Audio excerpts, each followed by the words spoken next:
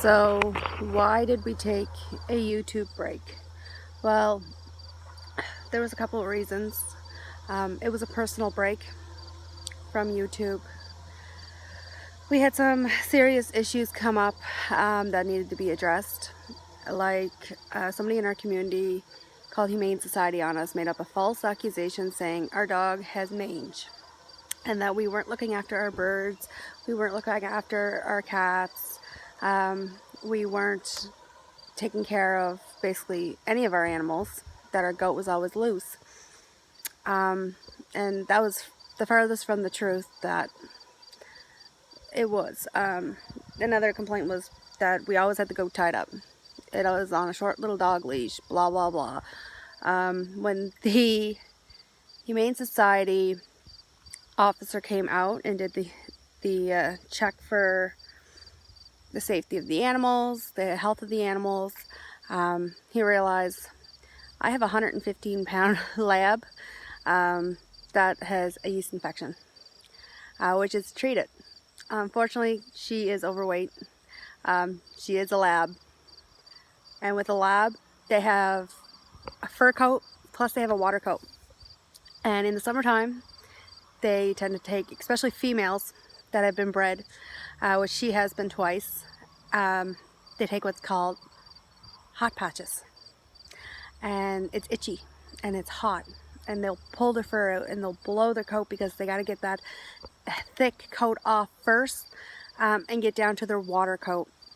So labs' tendency is to blow their coat in the summertime, which is a lot of hair. If anybody owns a purebred lab, they know they have a lot of hair they'll shed, and they shed like crazy. So Molly's actually doing fine. She's sleeping in her kennel right now. There's Brennan's new kitten, Wookie. We have Whiskey somewhere too. Under the couch. Oh, Whiskey's under the couch again. Okay. And I wanted to talk about the dogs. Like I said, if Molly had true mange, Hennessy would have gotten it, and you can definitely see by Hennessy he's got no hot spots. He's got no places where he's pulled out his fur. He's perfectly fine, perfectly healthy, nice, good-looking coat. Got this rare itch, might be a flea, which he has to be flea treated again because it's now fall. And this is Miss Moo, who severely needs a diet. You'll see her scratching, and I'm going to show you why she's scratching. She has yeast. It's a lab thing. So, go on, honey. Yeast, go on, honey. Yeast is right there. It's like a hot spot, and she'll chew it. You'll see it on her foot as well. Her worst part, though, is on her tail. Right here. That's her yeast spot. And she gets that every year, and she'll pull herself. Pull the fur out right around her bum. Right there, you'll see it, and right here. And she gets that every year. She's been getting washes twice a day, creams, antibiotics, which we treated her like that before the Humane Society became involved. And you'll notice our cats, they're so neglected. They just lay around my kitchen and sleep all day. I got a child playing Xbox, so I'm doing this outside where it's quiet. And excuse me if I'm horsed up. They checked our birds, the quail, and I explained what was going on with the quail, with their heads, and how the quail scalp themselves or scalp each other when mating, and they were all familiar with that. Another thing was our goat. Well, our goat's not here right now, and I actually took him out to where our goat is being pastured, because we're on a small little area close to the road, and right now Panda's in rut. We took him out to a friend's house for a month, which he's getting picked up in 2 weeks, to breed some babies. I gave him all the information for Panda, where he was bought, his worming schedule, his feeding schedule, everything. And I explained to him, yes, he's on a tether. It's 150 feet long. And he has his little house for in the yard when he's just grazing in the yard. And yes, he's only on a 50-foot tether in the yard at that little house. But when he's on the other side of the yard, he's on 150 feet. And I showed him both tethers. I showed him his barn, how he has his own private barn, and yes, he has a little private run just for in the mornings and evenings if it's not so nice out. We can't put him out. We can just put him out there to get some fresh air for a little while. And our rabbits, I showed him the rabbits. He was not concerned with the rabbits. They're in a tractor. They get moved frequently. They're covered when it's raining or if it's windy out and cold. So no problems with our animals whatsoever. Basically, the way he worded it, it was an attack on us. It was someone trying to get under our skin. It was someone that was trying to hurt us, hurt our feeling, and hurt us emotionally by trying to have our animals taken away. He actually had no problem with the dog. I have a binder that thick of vet bills and vet appointments and wormer, flea treatment, everything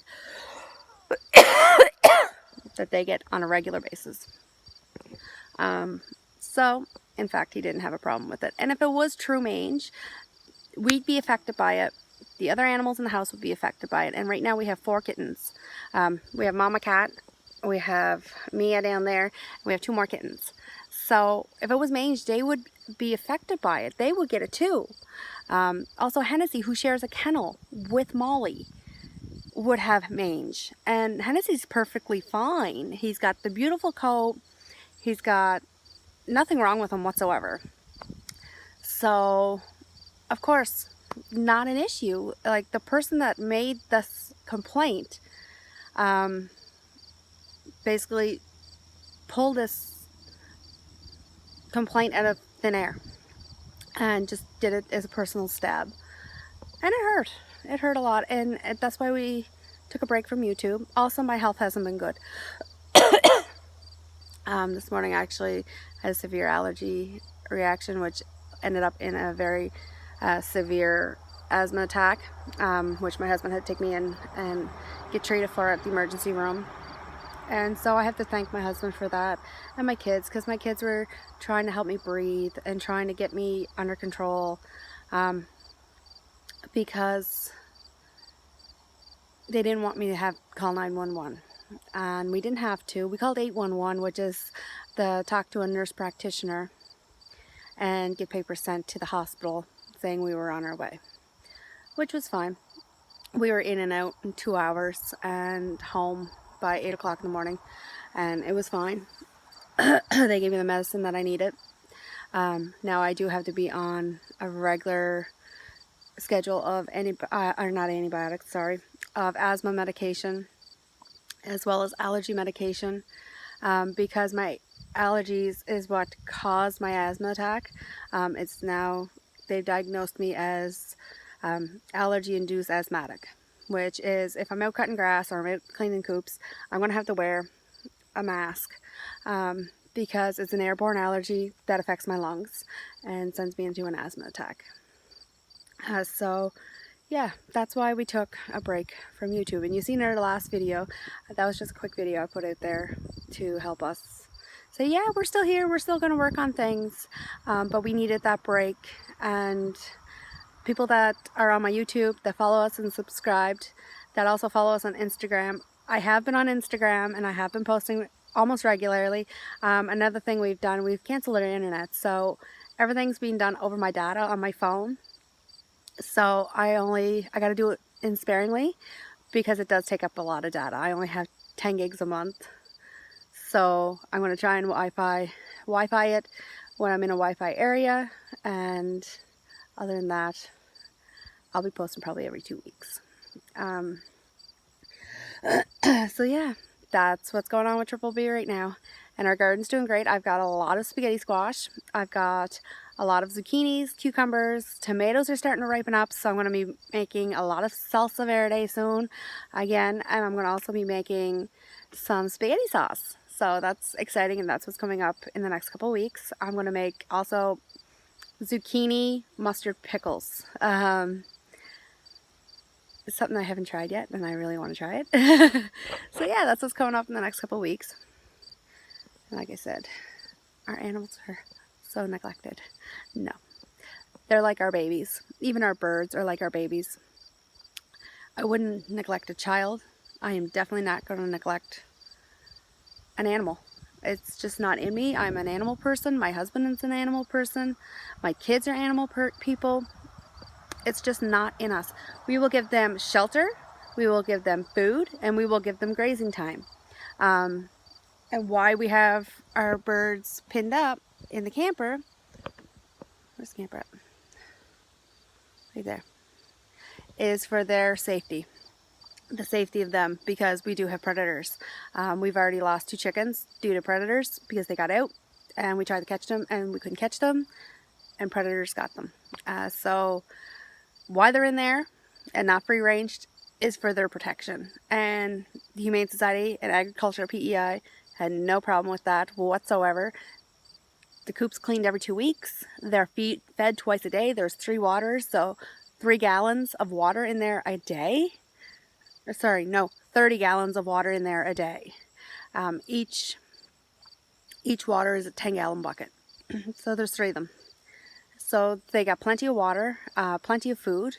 I have a big trough put in there now for food as they're bigger now. I also have my silkies in there with them. So there's 16 birds in there. Yeah, it's a lot of birds. The goose will be coming back out soon. He's going to get his own little area until butcher. We've chosen to the end of November butcher Hulk because we cannot find another male. And Hulk's actually a female. And we just don't think with her wing that she's going to be good breeding stock. Her wing is a birth defect, and my livestock veterinarian, Martha, she's already confirmed that it is a birth defect from when she was hatched. So, under her regards, Hulk's going to be Christmas dinner. Panda will be coming home, and hopefully in January we'll have baby goats.